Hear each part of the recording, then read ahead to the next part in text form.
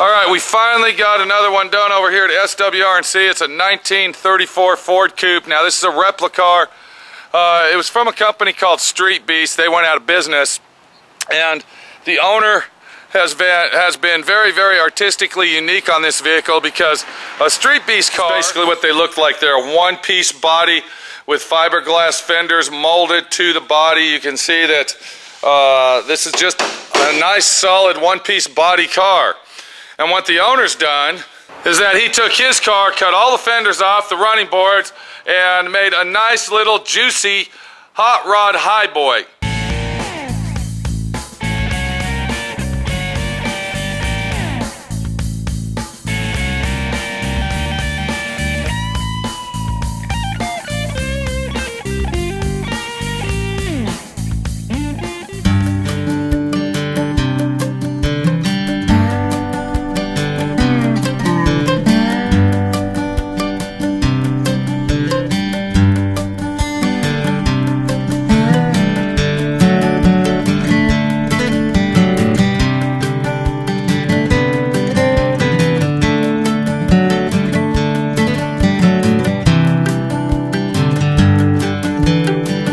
Gentleman that owns this car, he's an older guy. He did all this work at home. He did it in his garage by himself, no help whatsoever, and he built it for a certain person in his family. And what he did, he built this for his paraplegic son. Do you believe that? Yeah, I do. He built it for his paraplegic son, so his paraplegic son would be able to join the hot rod show car world and enjoy life being paraplegic.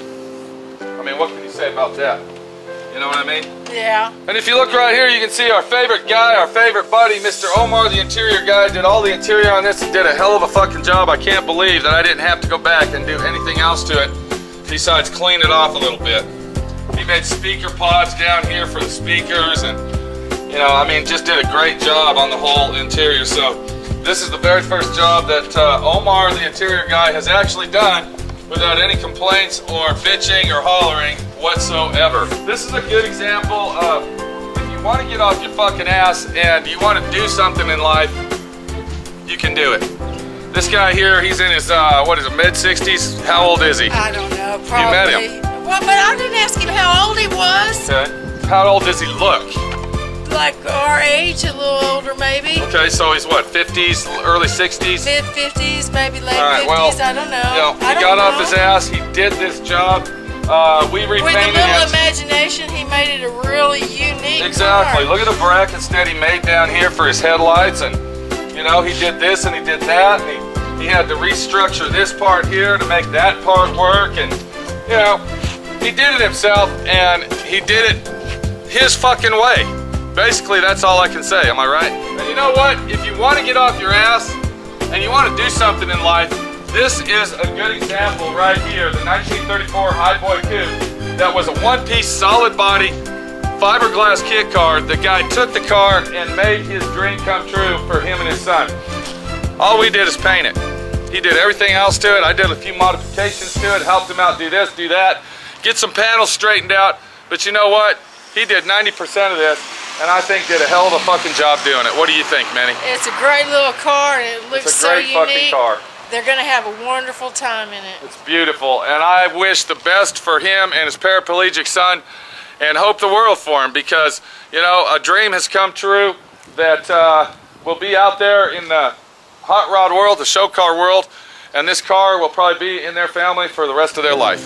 Yeah. So what does Minnie the Body Shop Girl have to say about this type of a job versus, you know, just having somebody do it from scratch for you and you paying it? Is this a more appreciative vehicle right here as far as appreciating the vehicle because the owner did it all himself? I'm not sure what you're asking, but... Okay, we got guys out there that got more money than toilet paper, all right? And, you know, they would just pay somebody like me to say, hey, build this car, you know, here's all your money that you need. I know what you're saying. Versus a guy like this that used his imagination and did everything himself. Well, this guy that owns this car is going to love this car a lot more than most guys that, you know, have somebody else build it and somebody else does all the work and all they do is drive it. Right. And actually. Now we can most of the time it sits in the garage. You're on a trailer. They don't because really hold drive on, you were starting to point toward this car, and we can't say that about him because him and his son actually started this car and did everything possible they could do. They did all the rust repair on the quarter panels of it. They did a lot of the body work. They roughed all the body work in at home. That's why I stopped, because this car is kind of like this car. Right, right. They did most of the work themselves. You know, they put their blood, sweat, and tears in it, and they're gonna love their car forever. So what kind of advice can you give anybody out there about doing something like this, about getting off their lazy asses? You can do it because they're not only just Pete's DIY videos, but there's lots of other videos out there, and you can do it yourself at home because there are people on the internet that will show you how to do every step of the way. All right, put it this way. If Minnie the body shop girl can build a car like this, you've been around here long enough, I guarantee you can do that by yourself. Anybody can do it. Anybody can do it. Take it easy. Make sure that thing's clean. You're going to Austin tomorrow to deliver it. Austin tomorrow. My favorite day of the job. What's that? Delivering the car. Oh, I thought you were going to say getting the hell out of here and being away from me for several Well, hours. that helps a lot too. Okay. Thank you very much, Minnie, the body shop girl, for all your information. And let's give Armand Gagnon from Austin, Texas, a big round of applause for doing a beautiful job, for his effort and work that's involved in this car. And a new model, the Street Beast Highboy, has been born. The Street Beast Highboy has been born. Thank you, Armand, from, and yes, yes, yes, and that's fucking great. So let's go right into the slideshow and see what my friend Pete did to it and what made it look like it does today. This is Pete, my friend Pete, your friend Pete, hoping everybody in the world does something for themselves besides sit on their fucking ass.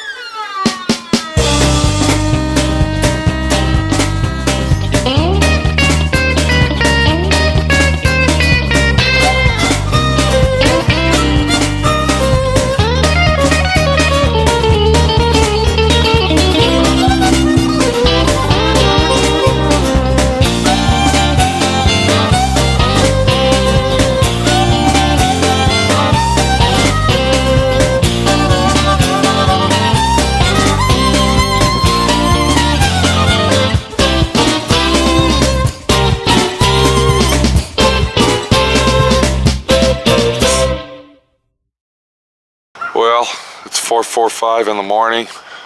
The sun will be up in probably 45 minutes. And Minnie's ready to take the car and hit the road and go back to the rightful owner that owns the car, that built the car, and did a great job doing it. Once again, this is something you can do. You, the viewer, can get out there and do something like this by yourself and show the world that you aren't that lazy ass son of a bitch that everybody thinks you are. It's all a matter of getting off your ass and doing it.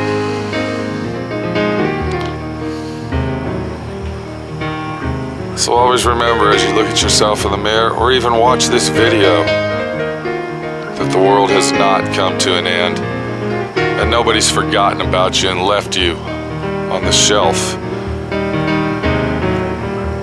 of forgetfulness. But that this makes you realize, looking at this car, that this one person did by himself has accomplished something that nobody else in his world of circles of people would even dream of doing. The car will now go back to the owner, where it will be an icon in his family of serenity, of accomplishment that says, I did this. And I did it all by myself.